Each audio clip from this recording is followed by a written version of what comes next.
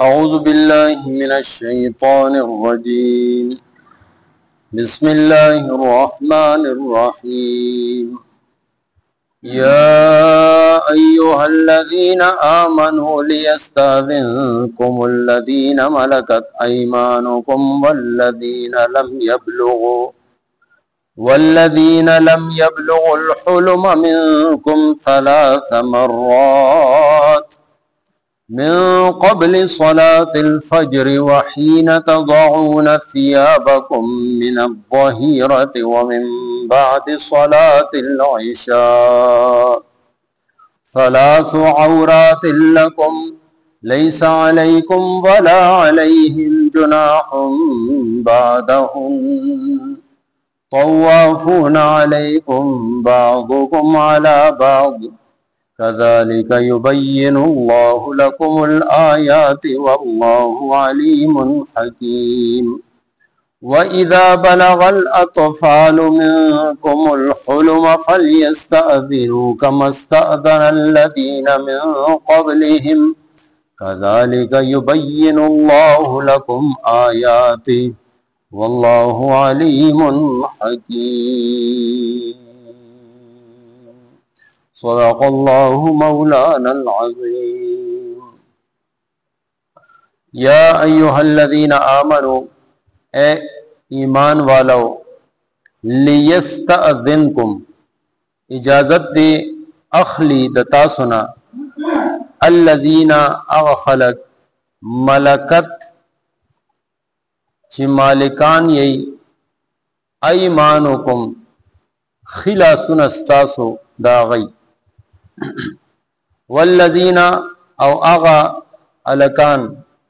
لم یبلغو چه ندی رسیدلی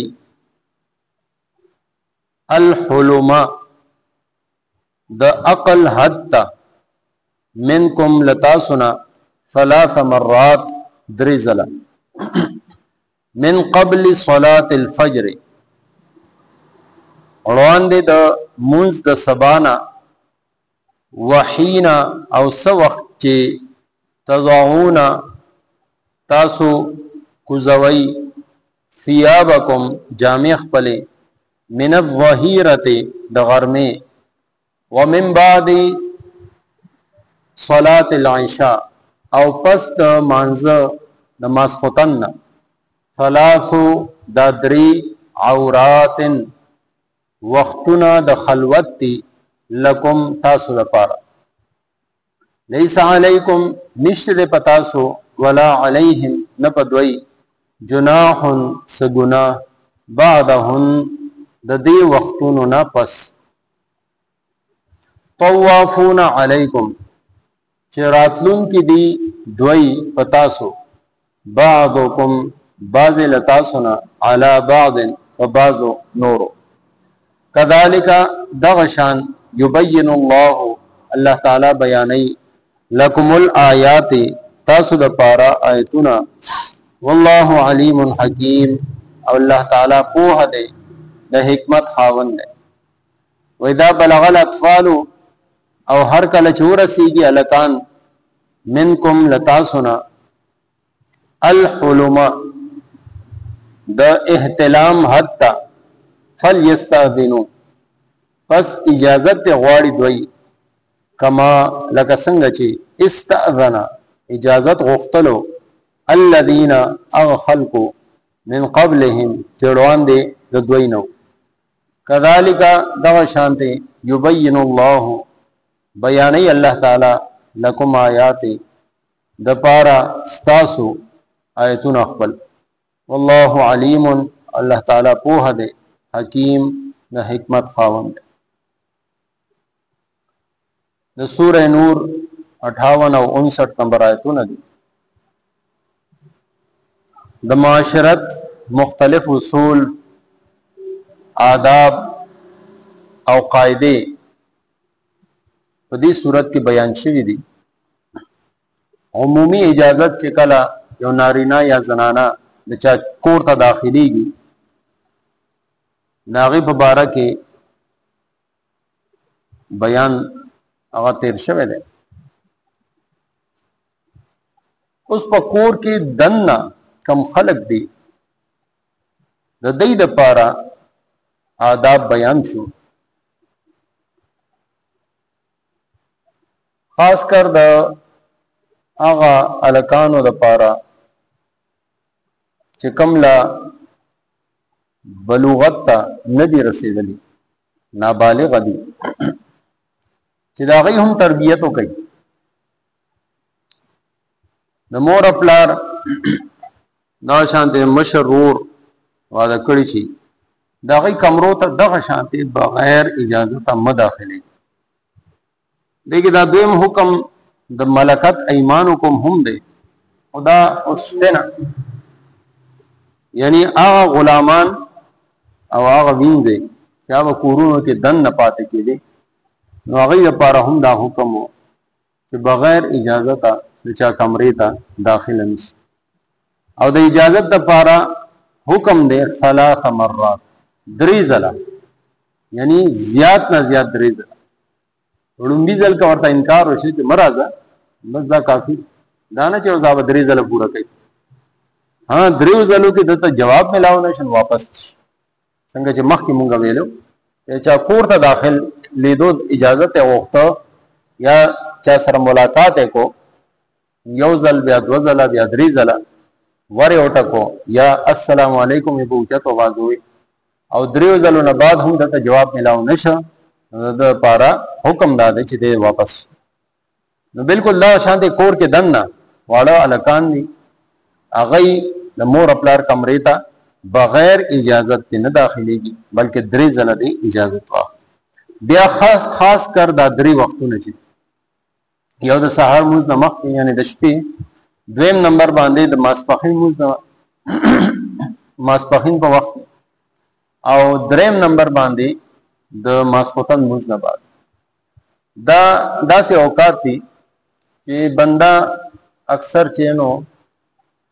خپلې کپړې کمې، مثلا سر باندې پګړی ده یا ټوپی ده، دا به هم نه، کمیس یې اچولی د شپې او د کېدو دپاره دی، یا غرمې ته کمیس وباسي،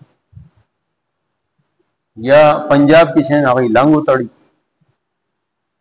نو دغه حالت کې د بهر خو نشي راتلی، دا حالت د کور دننه دی، یعنی د بې تکلفۍ هغه انداز دی.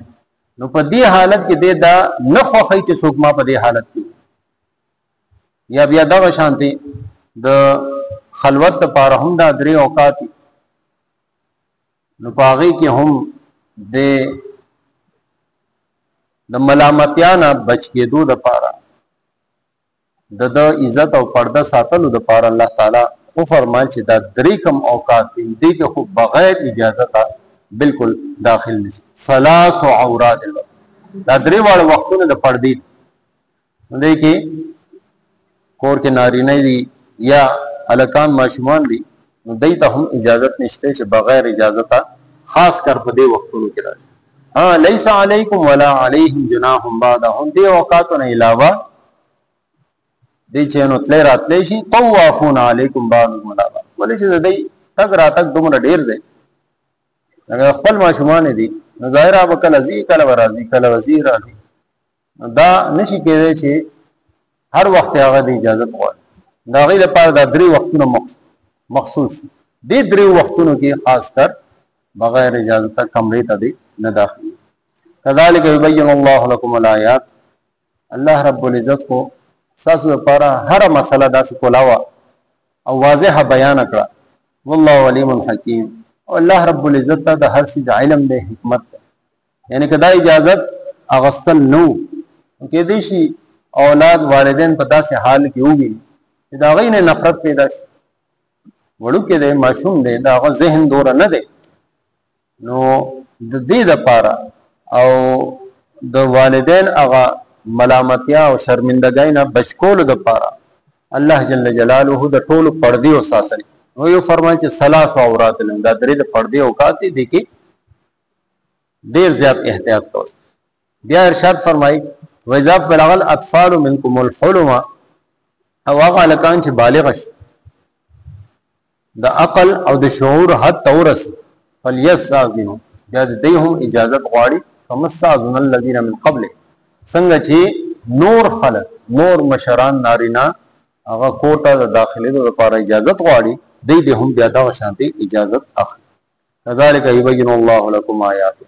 الله تعالی درته خپل آیتونه خپل حکمونه خو واضح کړ او والله علیم حکیم الله تعالی چې کم علم لري دا علم تاسو نشي رسي او دا شانتي د هغه علم په بنیاد کیونکه هغه حکیم هم دی د حکمت فیصله کوي نو تاسو د عقل هر یو فیصله حکمت ته نشي رسي بس الله رب یو حکم درک مطلب دا چې دې کې څه بهتري ده هغه باندې په پټو سترګو باندې ایمان راوړی او په هغه باندې عمل وکړي الله رب العزت عمل کولو توفیق راکړي یا ایها الذین آمنوا اے مسلمانانو لیستاذنکم اجازت اخلی لتا سنا الذین او خلق ملکت ایمانکم چې مالکان شوي خلاصونه ستاسو دا غي چې مالکان شو خلاصونه ستاسو دا غي والذین او اغلکان لم يبلغوا چې ندی رسیدلی الحلم د شعور حتا منکم لتا سنا ثلاث مرات دری زلا من قبلی روان دی صلاة الفجر نموز د سحرنا وحینا او سوخت چی تضعونا تاسو کوزوی ثیابکم جامع خپلی من الظهیرت د غرمی ومن بعد او پس د صلاة العشاء د مانزه د ماسختنا ثلاث عورات دا دری وختونه د خلوت دی لکم تاسو د پارا لیس علیکم نشته پتاسو ولا علیہم او نه پدوی باندې جناحن سگنا بعدهن د دې وختونو نه پس طوافونا چراتلون کی دی دوی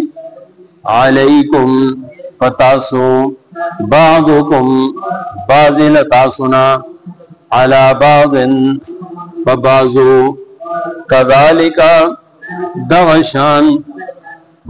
یبین اللہ بیانی اللہ تعالی لکم الآیات تاسو د پارا آیتنا